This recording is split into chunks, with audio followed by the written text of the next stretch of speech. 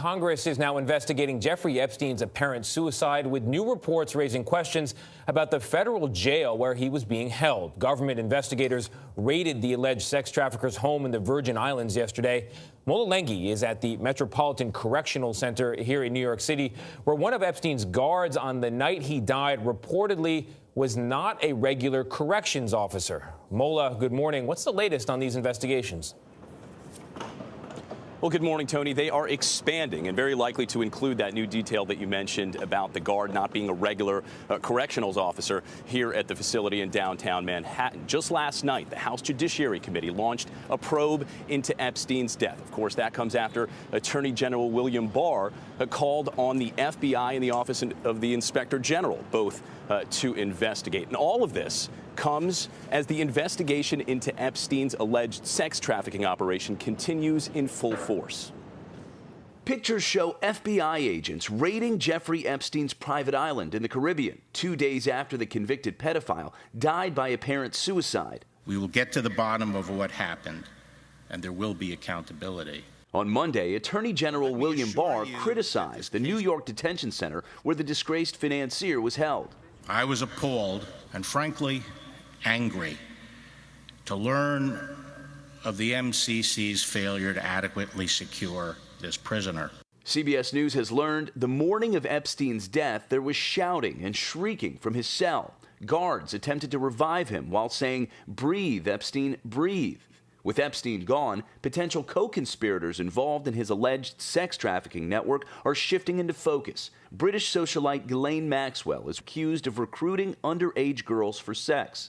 She's denied those claims in the past and has not been charged with a crime.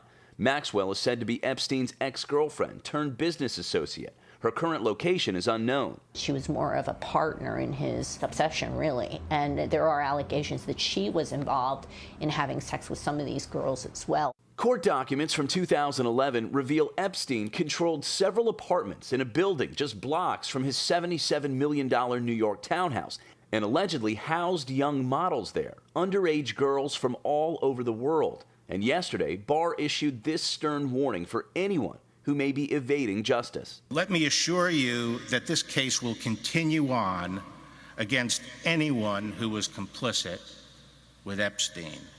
Any co-conspirators should not rest easy. The victims deserve justice, and they will get it. Well, CBS News has learned that Epstein's estranged brother Mark was called after Epstein's apparent suicide. He was the one who actually identified the body. The New York City Medical Examiner's Office has performed an autopsy on Epstein, but Tony, those results are still pending. A lot of people waiting for those, Mola. We're also learning more about Epstein's 13-month stint in a Florida county jail. That was after he pled guilty in 2008 to charges of soliciting a minor for prostitution. What can you tell us in that case? That's right, Tony. In an interview with our West Palm Beach CBS affiliate, a former corrections worker with the sheriff's office there said that Epstein was, quote, treated like a celebrity during his time there. She claims that his cell was often left unlocked regularly, that he was allowed to sort of roam around the dormitory area, often naked without any sort of repercussions. Very strange details, just stranger and darker by the day. The more you hear, the worse and more upsetting and disturbing it gets. That's the truth. All right.